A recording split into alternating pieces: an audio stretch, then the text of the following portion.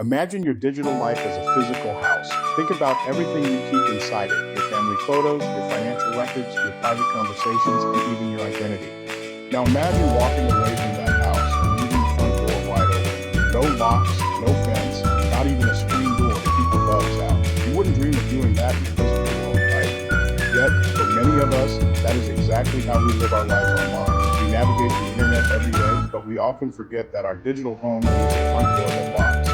In this series, we aren't going to talk about complex code or hacking like you see in the movies. We're going to talk about safety. We're going to help you build a digital front door that keeps you and your family secure.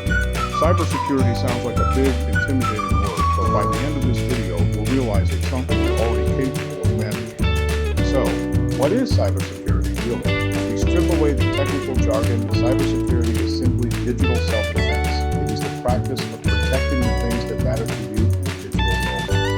Think about why you wear a seatbelt or why you check the expiration date on a carton of milk. You do these things to prevent harm before it happens. Cybersecurity is the same thing. It's about protecting three major things: your money, your privacy, and your identity. When a scammer tries to get into your email, they aren't just looking at your messages, they're looking for a way to reset your bank password or impersonate you to trick your friends. Cybersecurity is a set of simple habits, the locks and the latches, that make it too difficult for those people to get inside. It's not about being a computer genius, it's about being a cautious digital citizen. You don't need to know how an engine works to be a safe driver, and you don't need to be a programmer to be safe online. To understand how to protect ourselves, professionals use three main pillars. We can visualize these using a bank vault. First, there's privacy, or what experts call confidentiality. Think of this as the vault's thick steel walls. Privacy means that only the people who are supposed to see your information can see it.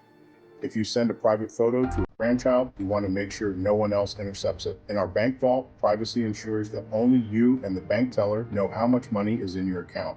Second, we have integrity. This is like the bank's ledger or record book. Integrity means that your information stays accurate and hasn't been tampered with.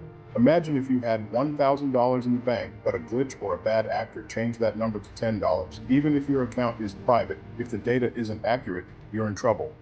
Cybersecurity ensures that your files and your records stay exactly the way you left them. Third, we have availability. This is the most overlooked pillar. It's the key to the vault. Availability means that when you need your information, you can actually get to it. If a scammer locks you out of your own Facebook account or a virus freezes your computer, your information is no longer available. When we talk about being safe online, we are really just trying to keep our digital lives private, accurate, and accessible. If you keep these three goals in mind, every security tip we discuss later will start to make perfect sense. Now, I often hear people say, why would anyone want to hack me? I'm not a millionaire and I don't have any state secrets. I'm just not that interesting.